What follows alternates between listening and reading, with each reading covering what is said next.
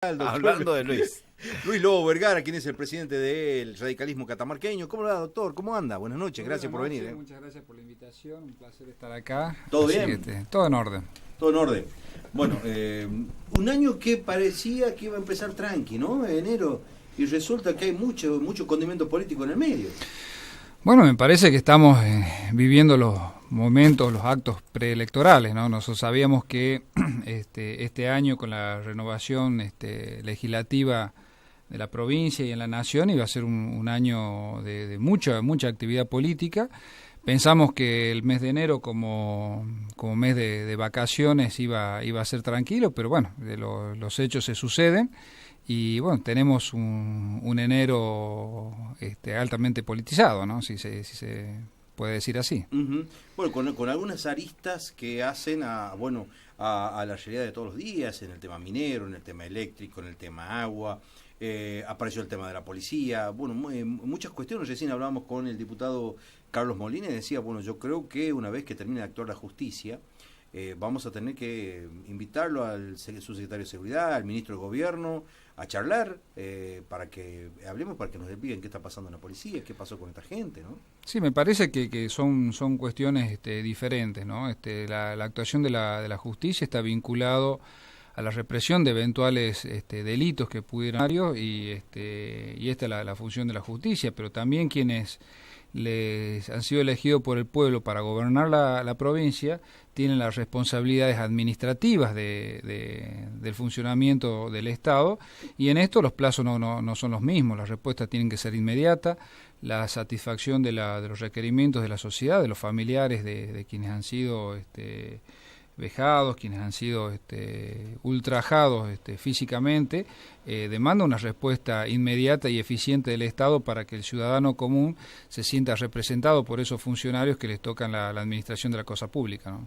Uh-huh. ¿Le llamó la atención a esto, diputado? Sin lugar a dudas, parece no tiene ninguna racionalidad lo que ha pasado.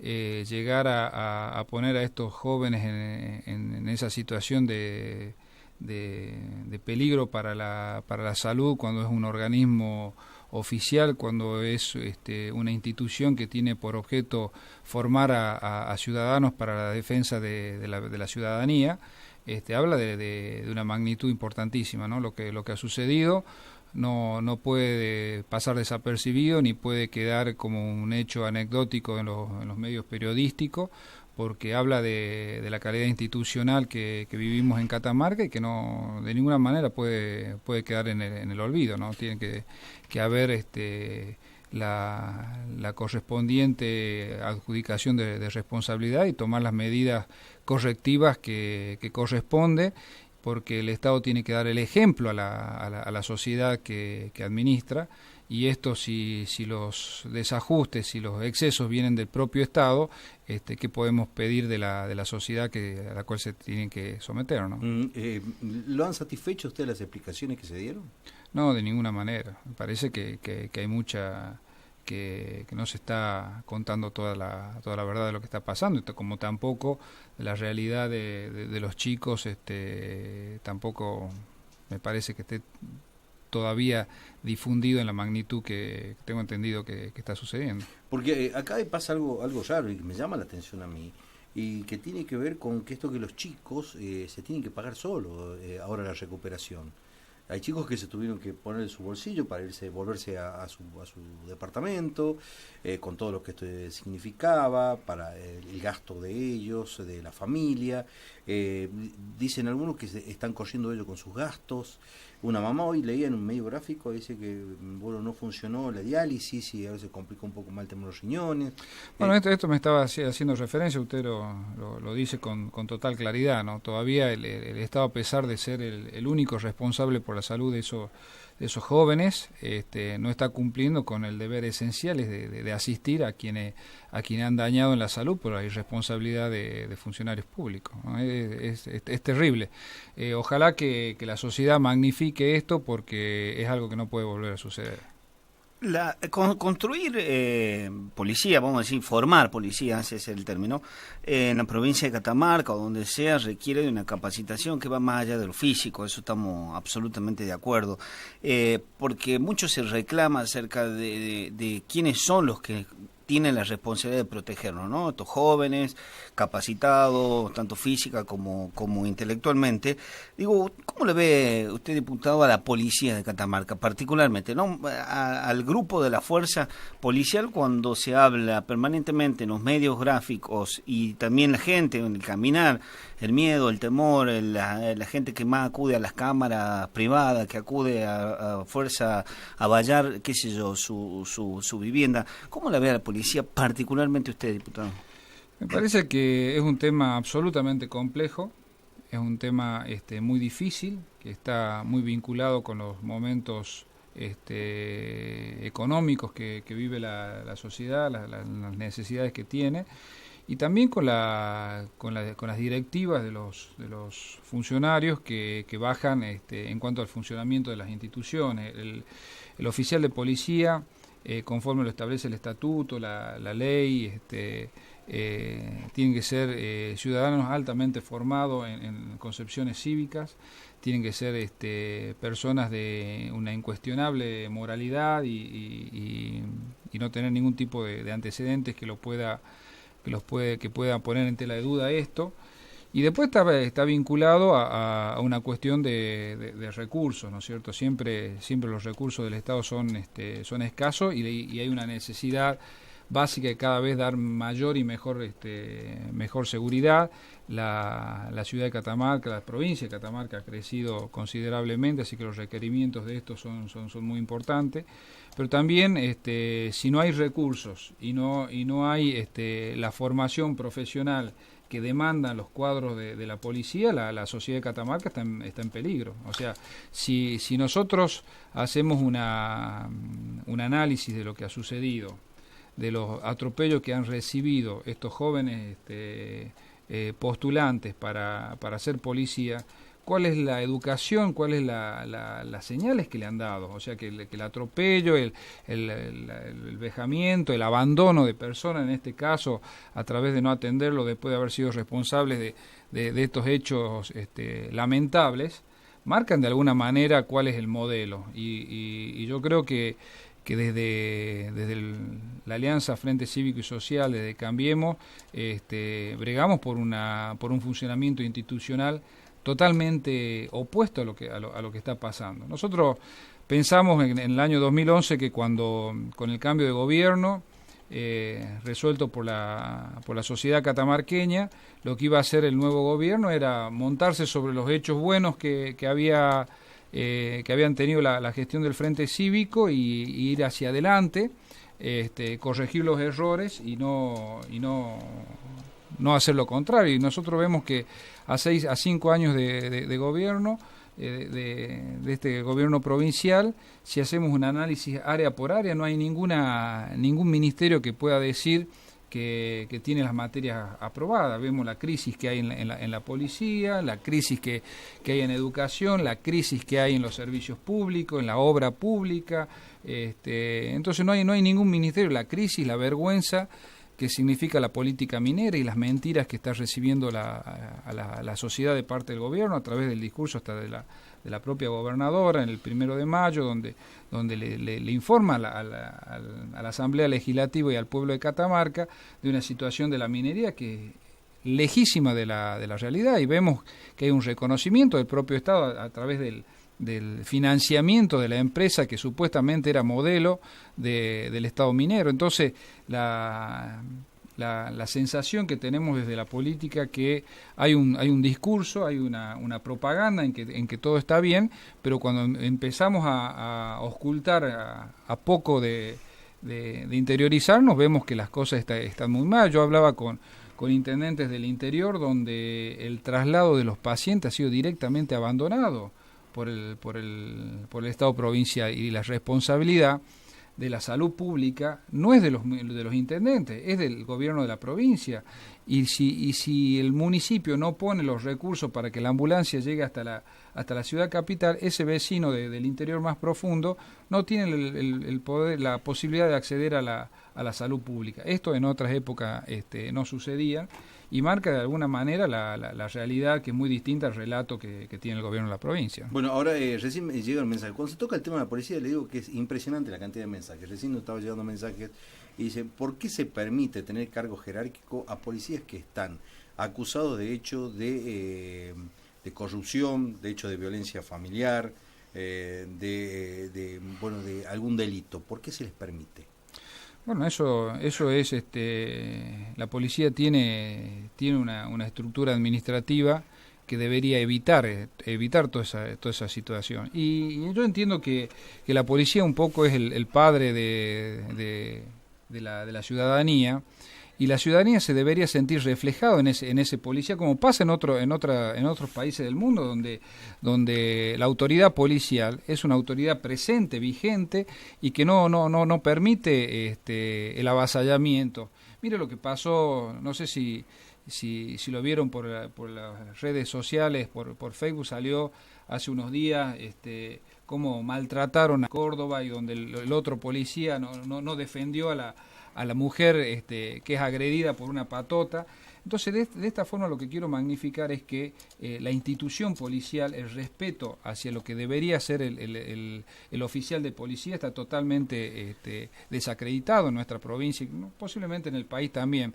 Pero creo que el rebote, el volver al funcionamiento de las instituciones, a que este país crezca, que esta provincia se desarrolle, pasa por el funcionamiento de las instituciones y empoderar a quienes tienen la autoridad dada por la Constitución y las leyes para que vivamos en una sociedad organizada y civilizada, por supuesto. Usted, diputado, recién enumeraba una lista de crisis, ¿no? Y yo me quedé pensando cuando hablaba de educación, cuando hablaba de seguridad, cuando hablaba de educación, y bueno, estas crisis que usted dice en otros tiempos no pasaban.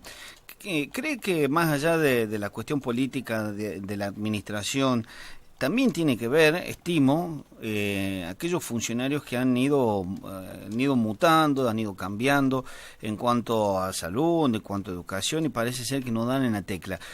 O es una cuestión de no tomar importancia ya como una cuestión de Estado, ¿no? Esta situación, particularmente la seguridad y el tema de salud, que es algo que realmente preocupa en lugares del interior, que no hay ambulancia. El otro día se entregaron 25 ambulancias y sigue habiendo denuncias de gente que no tiene cómo trasladarse. Me parece que esto es un poco el desgobierno que hay en algunas áreas, la falta de control y sobre todo la falta del control del gasto público, porque los recursos de las provincias son importantísimos, lo que recibe por coparticipación más lo que recibe del gobierno nacional. En esta gestión y en las gestiones anteriores, la provincia de Catamarca han sido muy importantes. Ahora, lo que habría que evaluar es el grado de eficiencia. El otro día, hace un par de días, hablaba con un arquitecto que había estado en un congreso nacional de urbanismo que se había desarrollado en la ciudad de Misiones. Y Misiones tenía el problema de que durante la época del kirchnerismo hicieron un barrio a 14 kilómetros de la ciudad de Posadas, en un emprendimiento inmobiliario muy importante. Creo que eran algo así de 8.000 casas o 10.000 casas, una cosa muy grande.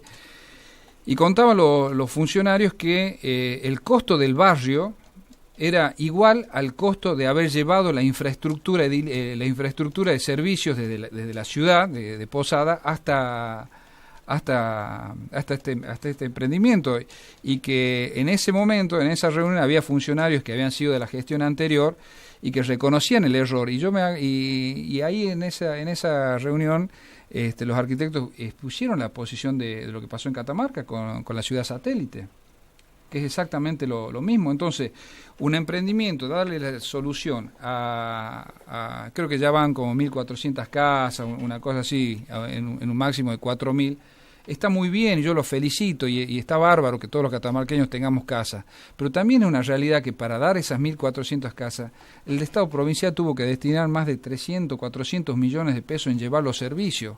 ¿Cuánto más eficiente hubiera sido traer ese barrio a dentro de la periferia urbana y evitar los excesos. Y en eso hay ejemplos en todos los ministerios. En el tema de minería hay una empresa provincial que ahora necesita los fondos de la provincia para poder pagar sueldo, pero resulta que alquila inmuebles a valores exorbitantes como si fuera lumbrera, inclusive pagando más de lo que paga Minera Lumbrera por un mismo inmueble. Entonces, uno de los grandes déficits que hay acá es el control de la gestión pública. Y en esto hay, como le decía, ejemplos de sobra. El tema, la casa universitaria, el predio del ex Hotel Sussex, cuando hicimos denuncias que el costo de esos inmuebles, que han sido muy buenos para la sociedad, se podrían haber hecho 2 o 3 inmuebles de las mismas características por los desmanejos financieros. Entonces esta es la crisis que yo veo que hay en este gobierno, que no pueden controlar el gasto. Hay un tema muy particular y que tiene que ver con los servicios públicos. Dentro de estos servicios públicos yo creo que la energía hoy por hoy es top en cuanto a quejas. Si usted agarra las redes sociales, cualquiera sea, son quejas y quejas y quejas sobre el servicio de energía. Las bajas constantes de luz, los cortes de luz no programados, no anunciados, la rotura de los elementos eléctricos, que la gente, antes de ir a hacer el engorroso trámite de protestar y de pedir y que llenen un papel y todo lo demás, prefieren gastar lo que tienen de su bolsillo para hacer arreglar estos artefactos. Hay un punto importante en esto. Ustedes, como legislador, y usted particularmente como conocedor del tema, ¿va a trabajar este año 2017 sobre el tema energético, con las investigaciones, para ver cómo se está invirtiendo, si se está invirtiendo realmente, si se está comprando buena luz a Cames o no, si se está pagando deuda de Cames o no? Sí, sin lugar a dudas, el bloque del Frente Cívico y Cambiemos tuvo una activa participación en la cuestión eléctrica, y esto motivó que a principios del año pasado presentemos una acción de amparo que hizo retrotraer una resolución absolutamente ilegítima del Ministerio de Servicios Públicos y del ente regulador, que obligó, en palabras de las autoridades del Ministerio y de la empresa, a devolver más de 70 millones de pesos que ilegalmente se habían apoderado de los usuarios, que son, según sus dichos, 140.000 usuarios, que tuvieron que devolver por la ilegítima cobro de una tarifa que no correspondía. Y a fines de diciembre también participamos de una audiencia pública que lo establecía el contrato de concesión, en donde nosotros hicimos una seria advertencia al ente regulador por algunos incumplimientos y algunos errores técnicos en el contrato de concesión que generaban una onerosidad del 100% para los usuarios del servicio eléctrico.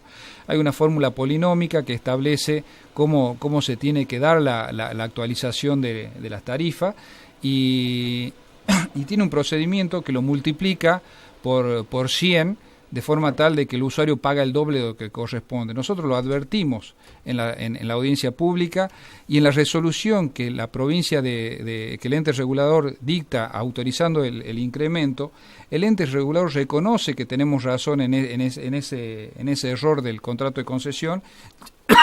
Sin embargo, no hacen nada y dan nuevamente el aumento tarifario.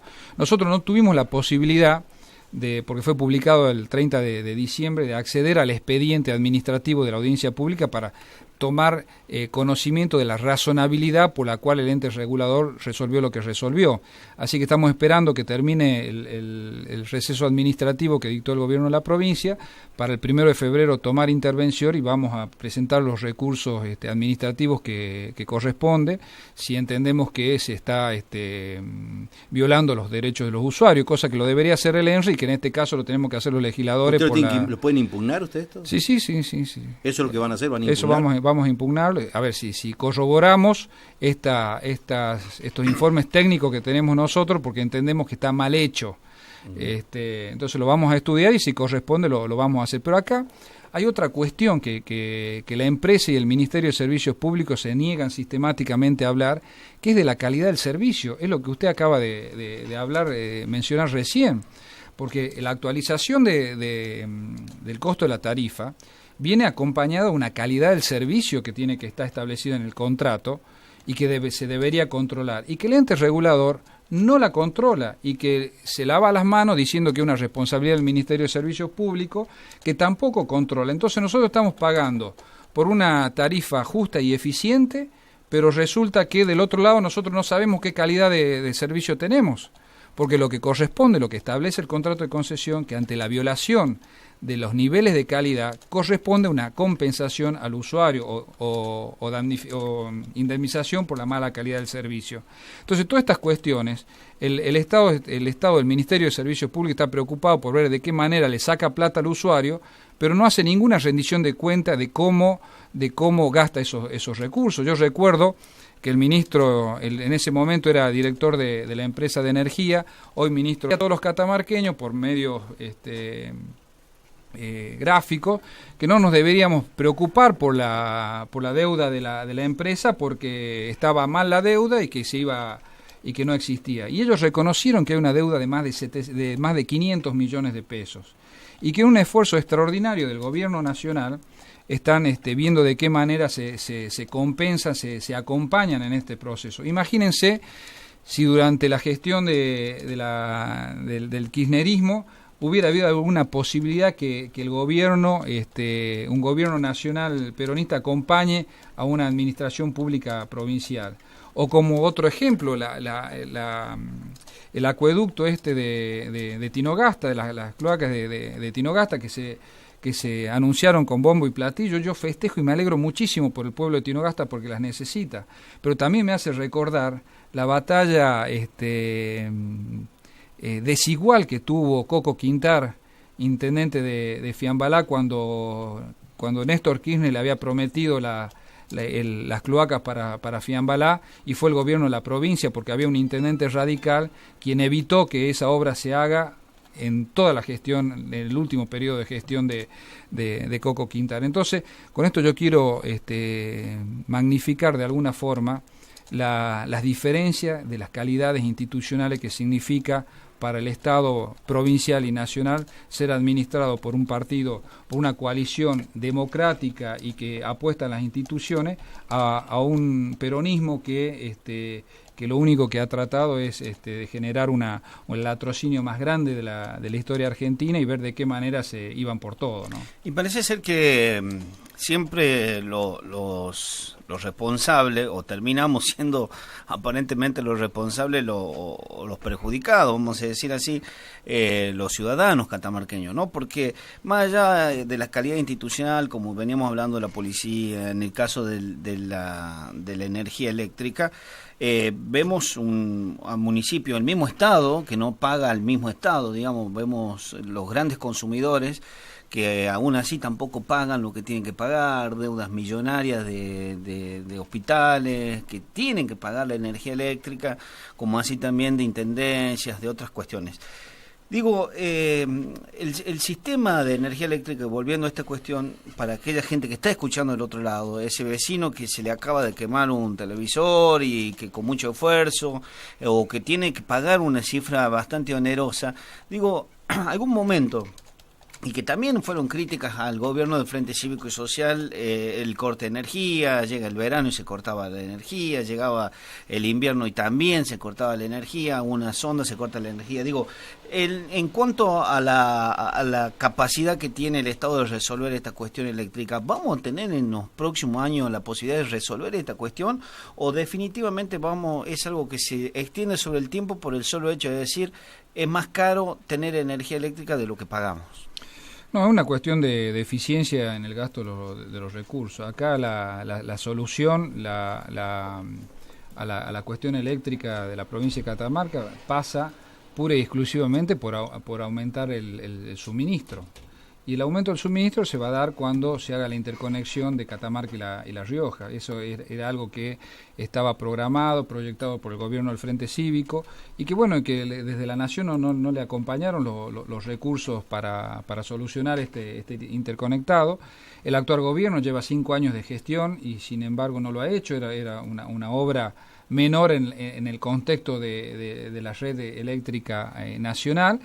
pero sí le interesó seguir manteniendo la generación aislada, que son los generadores, esto que lo vemos distribuido en distintos lugares de la ciudad capital y del interior, que tiene un costo para la provincia del orden de los 4 millones de pesos mensuales.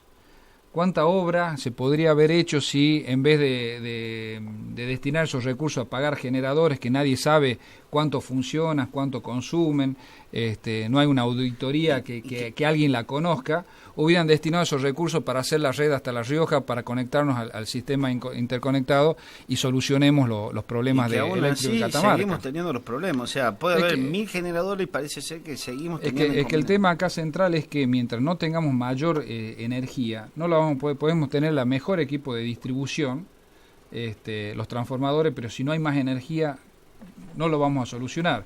Entonces es un tema que se debería haber solucionado hace rato, y yo creo que por desidia, por impericia, y también puede ser hasta porque les convenga tener los generadores funcionando día a día, la solución de la cuestión eléctrica en Catamarca no se resuelve. Bien, José. Es impresionante la cantidad de mensajes, le digo, con respecto al tema energético. Mamita querida, con respecto al tema de los servicios, al tema del ENRE, dice que impugnen ya, porque no vamos a pagar un mal servicio, es lo más liviano que llega. Hay algunas otras cosas que no se pueden decir, porque después de las 12 de la noche, José, después de las 12. Pero la digamos. Pero ¿cómo lo vamos a decir? Me parece, mire, yo en esto, si me permitís, José, un segundito.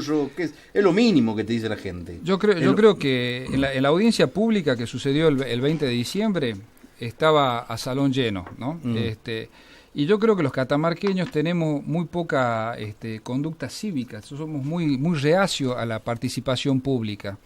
Entonces en esa audiencia que estaba, en ese salón que estaba colmado, yo dije que lo primero primer sentimiento que me nacía era de regocijo, porque más allá de los intereses individuales que hayan tenido esas personas para participar, el salón estuvo lleno y todos escucharon las distintas voces. Entonces la calidad institucional va a pasar también por la participación de la ciudadanía, la activa participación. Nosotros necesitamos como ciudadanos de esta provincia la participación para que nos sintamos controlados y poder ser más eficientes, quienes hemos dedicado a la vida política y queremos ser representantes o voceros de esa sociedad que por ahí no se sabe expresar, ¿no? Bueno, y en este sentido fue que nosotros hicimos el amparo en su momento, que lo hemos seguido, hemos pedido la participación en la audiencia pública, nos hemos expresado, hemos sido muy claros en cuanto a las observaciones que le hacíamos, y estamos muy atentos a que empiece el 1 de febrero a correr los plazos para hacer la impugnación de la resolución del ENRE si correspondiera. Bueno, aquí hay gente que me dice, ¿por qué no lo hizo antes el Frente Cívico? ¿Por qué no arregló el tema de luz antes de irse? ¿Por qué no hablan del tema Tacel? Y me dicen también por acá. Sí, con mucho gusto. En esa época yo era miembro integrante del ente regulador, y en ese contexto, que era totalmente distinto porque eran empresas privadas que prestaban el servicio en función de la política que había establecido en su momento Carlos Menem, el ente regulador de Catamarca fue el ente que en proporción más sancionó a la empresa distribuidora. Nosotros hicimos que devuelvan, le aplicamos sanciones por más de 50 millones de pesos, estamos hablando hace 10 años atrás. Pedimos en 3 oportunidades al gobierno de la provincia la rescisión del contrato por los incumplimientos, pero había una realidad política distinta, una realidad económica distinta, que inclusive se llevó a que se prohíba las rescisiones de los contratos a nivel nacional por los incumplimientos que había del Estado. Yo creo que en ese momento el ente regulador de Catamarca fue un ejemplo, porque no solamente aplicó las sanciones generales, que todavía se están resolviendo en un juicio, sino que también hubo infinidad de resoluciones donde nosotros pudimos lograr, después de un proceso administrativo largo y engorroso, lograr indemnizar a los usuarios que se le quemaban los televisores, se le quemaban las heladeras, que esa situación no está pasando ahora, y es un control que lo debería hacer el Ministerio de Servicios Públicos y que no está haciendo absolutamente nada. Bien, bueno, el tiempo es tirano, ya está el otro invitado, pero vamos a hablar del tema político. Antes que se vaya, ¿qué tal estuvo el asado? Sí, ¿qué tal estuvo el asado? Perfecto. Bueno, rico, la verdad que rico. No, la verdad que sorprendido, porque fue una una reunión, a ver quiénes estamos en la cuestión política, las reuniones para analizar realidades, a través de un asado, puede ser un café, un pollo al disco o lo que fuera, genera un poco el conocimiento y tener una acabada visión de la realidad que tenemos en la provincia. Y esto no fue más que eso. Fue una invitación que participamos con mucho gusto y que bueno, entre analizamos la realidad provincial, la realidad nacional y la realidad también de cada uno de los partidos que integran esta alianza Cambiemos, y también pudimos transmitir la experiencia de la Unión Cívica Radical. Porque nosotros, si nosotros hacemos un análisis a través del tiempo y de la historia contemporánea de la Unión Cívica Radical, tuvimos un periodo donde nos dedicamos a contarnos las costillas puertas adentro y donde nos fue muy mal. Y después hubo un momento en que una dirigencia política importante de nuestro partido se puso de cara a la sociedad, y así se formó, junto con sectores del peronismo y de partidos independientes, el Frente Cívico, que gobernó durante 20 años, y también vino el después del 2011, y en ese momento muchos radicales queríamos contarnos las costillas para decir, no, por la culpa fue tuya, no, mía, tuya, y elegimos el camino de la unidad, del consenso, y así hemos venido renovando las autoridades partidarias y hemos resuelto las cuestiones, y no nos ha ido tan mal si nosotros nos podemos analizar. El radicalismo de Catamarca es uno de los radicalismos más exitosos en la República Argentina, y tenemos ese orgullo, y creemos que siempre los consensos son mejores que el proceso interno, que es absolutamente legítimo y que está contemplado en todas las cartas orgánicas de los partidos políticos, porque es la vida democrática. Pero sin lugar a duda que el consenso, evitar trabajar sobre las diferencias, hace que la potencialidad del conjunto sea mucho mayor. Ahora, ¿por qué se meten en la vida política del PRO ustedes? No, de ninguna manera. No, porque sí, dijo Molina, se enojó Molina, dijo, se meten en la vida política del PRO, Oscar le gusta meterse en nidos ajenos. No, de ninguna manera. A ver, es una opinión. Por ahí alguno se sienta molesto desde la impotencia o de que no querer que le rompan el castillo, ¿no es cierto? O capaz que quería participar, no, pero me parece que es absolutamente intrascendente esas adjetivaciones, si se quiere. Lo importante es que como integrante de una alianza política y como columna vertebral que es la Unión Cívica Radical del Frente Cívico y Social, a nosotros nos interesa que cada uno de los partidos que integran nuestra alianza política crezca y crezca bien, y como también trabajamos todos los días para que el radicalismo se fortalezca y esté vivo, ¿no es cierto? Diputado, el radicalismo, ¿no? Ahí tiene dos nuevas líneas. Que por supuesto vienen a engrandecer y a mejorar la calidad política institucional de la Unión Cívica Radical. Dos nuevas, creo que el del diputado Miguel Vázquez Sastre y el de la diputada Juana Fernández. ¿Lo ven bien? Digo, ¿forman parte o quizás está faltando un poco más de trabajo, más unidad? Recordemos que ya incluso hubo internas de la Unión Cívica Radical en el 2013, ¿verdad? Pero el año pasado tuvimos proceso de renovación de autoridades donde yo pero hubo internas. En la anterior, no, pero hubo lista de consenso. A ver, yo creo que el surgimiento de estos nuevos sectores dentro del radicalismo, de alguna manera habla de la vigencia y de la vida, de la vocación de poder, de modificar la realidad que nos toca vivir desde distintos matices, pero en ninguno de los casos lo entendemos como una disgregación, porque podemos opinar distinto, pero nadie saca los pies del plato, somos todos radicales, podemos tener matices, y ya vendrá el momento de la selección de los candidatos, como tiene que ser la oferta electoral, como establece nuestro régimen legal, y sin lugar a dudas que va a estar en la inteligencia de esta alianza Frente Cívico, de cada uno de los partidos que integran, poner nuestros mejores hombres y mujeres, porque va a ser de la forma que el electorado nos elija. Entonces, si creemos que solamente con ganar una interna resolvemos la cuestión que está pidiendo la sociedad, nos estaríamos equivocando. Así que, y si no están los pasos. Y si no están las pasos, digo, perdón. Así es. Bueno, diputado Luis Lobo Vergara, gracias, gracias. Muchas gracias por la invitación. Nos quedamos cortos. Está invitado de nuevo. Sí, sí. Siempre y cuando invite a los asados. Pero primero invite el asado y nosotros después vamos a ver, porque si no sabemos, creo que pasa. Lo armamos en ese orden. Nos perdemos el chemichurri ahí. Sin teléfono. Sin teléfono, vamos a comer fotos y nada. Pero que estén todos allá, ¿no? O sea, queremos saber. Ningún problema. Y llevamos a todos. No sé si algunos no van a querer ir, otros sí, están desesperados, otros por ir. Lo bueno es que estemos todos. Vamos todos.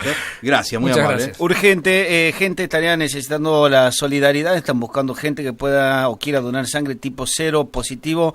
Mañana presentarse Sanatorio Pasteur, 7 de la mañana, para Ramón Bonifacio Castro, que se encuentra en terapia. Así que para la gente que quiera ser solidario, por supuesto, 0 positivo. Perfecto. Pausa, 5 minutos, ya está el diputado Simón Hernández acá también, hincha de San Lorenzo. Lo mejor que tiene. Ya que está, hagamos una sesión, ¿no? Ya que está, estamos todos acá. La comisión de protocolo, vamos. Pausa y volvemos.